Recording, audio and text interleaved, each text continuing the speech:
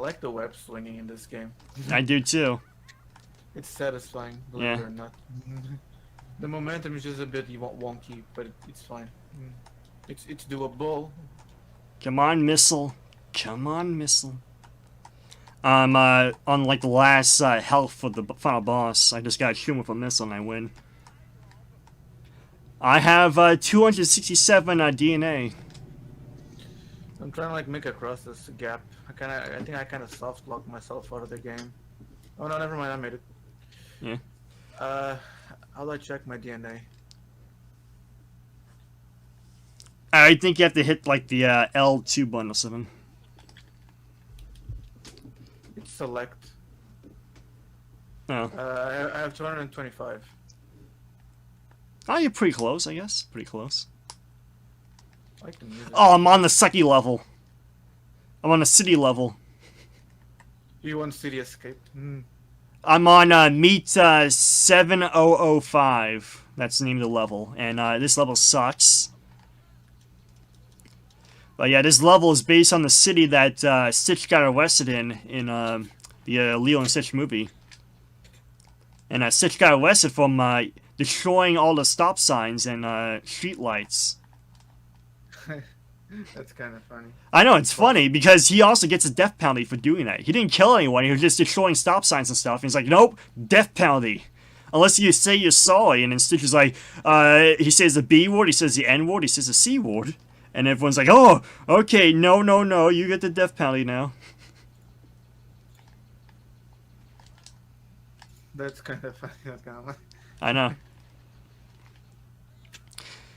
If you really think about it, Lilo and Stitch is kind of like a ripoff of the Iron Giant movie. Like, they're very, very similar films with the same exact premise. Also, we can relate to. I remember I did the second boss fight for this. You know, fighting the Stitch, the guy you see at the beginning of the game. Yeah. Like I remember doing the second boss fight of this when I was younger. Have you ever beaten the game before? I don't know if I beaten it. Yeah. A lot of the games I grew up with, I never beaten. Like, I was like, oh, I give up. This game's a little bit too hard. Like, play for like 20 minutes and I give up every single time. I think now you just have to push the rockets onto the thing's feet. Yeah, I just gotta aim the rockets to the guy. Aim the rocket? How do you do that? I'm just pushing it normally. With the analog stick, like I'm pushing an object. Oh, no, that... Oh, for that boss battle, all you gotta do is pick up a rocket and then jump on the trampoline and throw it at him. I thought you were on like the second phase of the boss fight, because the second phase of the boss fight, you have to aim the rocket at him. Oh goddammit, I missed. Yeah, for the first phase of the boss fight, you just gotta grab the rocket and then jump on a trampoline and throw it at him. What now? The trampoline's in the middle of the, yeah. No, but they're not spawning. The rockets are not... Okay, they're there. There's 3 different spawn points for the rocket, so if one is not spawning, go look for the other one. The fucking bitch. The fucking chin of the robot just got in the way. Yep. This guy get good. There we go. Fuck. Oh, I did this as a kid. Yeah. Scheiße. I'm the opposite way. All the games I used to play as a kid, I sucked at, but now as an adult, I play those games. I'm like, oh, I can actually beat this game in a few seconds. I think most notably, Nightmare Before Christmas for the PS2 is probably the easiest game for me to play now as an adult than I was as a kid. Because when I was a kid, I can only get past level 1 and I gave up. While as an adult, I could beat the whole game pretty easily. Well, I have a question for you. Like a random question. Yeah. So, you know, remember Monsters Inc? Yes. Scare University, the one that I didn't like. Yeah, Scare Island / Scream Team. Yeah, if you like the if you put the GameCube or PS2 version of the game in, you know, upscale it, did that make it a PS3 looking game? No, it won't. Why not? Because it doesn't look like a PS3 game. No, it's the PS2 and GameCube versions, not the PS1 version. I know, but it doesn't look like a PS3 game. It's too janky for that. Even back then, it looked janky. What about the PS1 version? Classic. I kind of want you to admit I kind of want you to just say it looks like a PS3 game. Well, I mean, some games do, like Fear Effect 1 and 2, because they're cell shaded, they can look nice as a PS3 game. Like, they can actually be sold as a PS3 game if you remaster the game. Hitting the last rocket's kind of a pain in the ass. I got a fuck ton of DNA from defeating the enemy. I beat the first boss. Did you beat it? Oh yeah, I beat the boss already. Now you get to play the city level, which sucks because of the platforming. The platforming in this one level really sucks. You won't like it. I'm watching the cutscenes. I just like the cutscenes. I know, they're pretty entertaining. Look nice for what they are.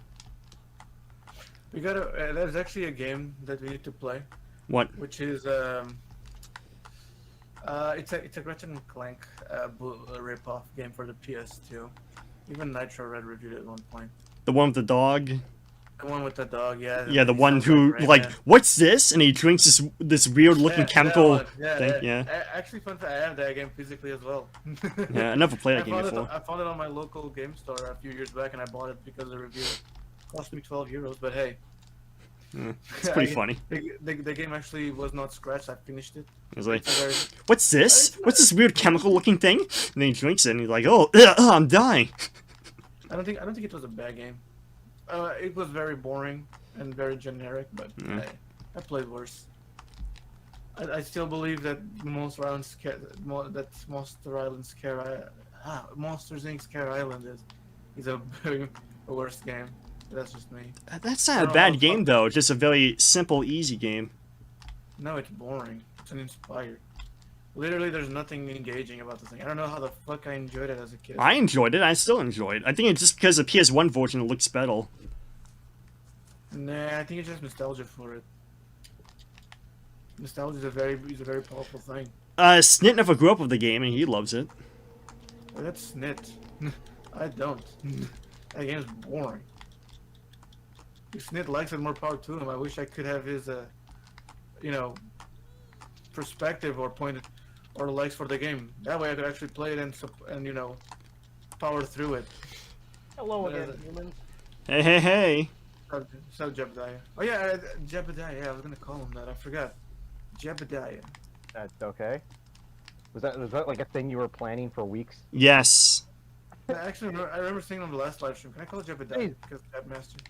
He didn't say it on the last live stream. He said it on the SpongeBob Super Sponge live stream, not Tarzan. I ate like 40 chips at once to try and like eat them all at once, and then I. What kind of chips? What flavor? Doritos Cool Ranch. Okay, you're not trying the Doritos ketchup and mustard yet? Thing? That's a thing. That's a popular YouTube thing right now. They eat the mustard and ketchup flavored Doritos. Yeah, that sounds really disgusting. I know, but that's actually a new flavor. I want to eat hot chips. But yeah, I ate a PB&J with Doritos, and that's it. Peanut butter and jelly with Doritos inside. That was. Oh my gosh! I should have done that. That tastes so good. Why? I've done that before. You sound like Snit right now, because Snit talked about making a what kind of sandwich was he making? Not sandwich. He was making nachos with barbecue potato chips. You know, you don't want to know the combinations I've done with foods before. Wait, do you want to know? I mean, you can share, but heads up, everyone would know. I combine mashed potatoes with a lot of stuff. So my favorite thing is to put mustard in mashed potatoes. It actually gives it a really good taste. I had mashed potatoes in barbecue sauce when I was a kid because it tastes like potato chips. Yeah. But then I decided to go farther with it. So one dinner I decided to have mashed potatoes with mustard, hamburger, I hate this camera. hamburger. I think I included pickles in there as well, and green beans and mac and cheese, and basically like everything that we were having for dinner I just combined in the mashed potatoes. And it was great. I sometimes do it with Thanksgiving. Like, whenever I'm having a Thanksgiving meal with my family, I'll just combine stuff. It's really good. I mean, it's all going to the same exact place, so... You know, we had like a family dinner recently, and I wasn't gonna go, and then they mentioned pizza, and I was like, yeah, okay, I'll go. Someone said pizza? What kind of pizza? Yeah, Pineapple pizza. Okay, I'm that not was the going. reason I went. I'm not gonna like, I'm not gonna be ashamed of it. I'm like, yeah, I went there for the pizza. I don't care whose birthday it is. Yeah, I just went to a festival with my family only because we're going to the Amish place too, and the Amish place has really good donuts. So I didn't want to go, but because donuts was on the list, I had to go. Hopefully, my family members aren't watching this. It's like, they feel really sad about it. I only went By for the pizza. By the way I acted there, they I don't probably care knew about that. grandma. I want the pizza. I was just sitting there not talking to anybody while eating my pizza, and then I just left. So they probably knew I was there for the pizza. Mm. To be fair, I am like that too at my Indian family gatherings.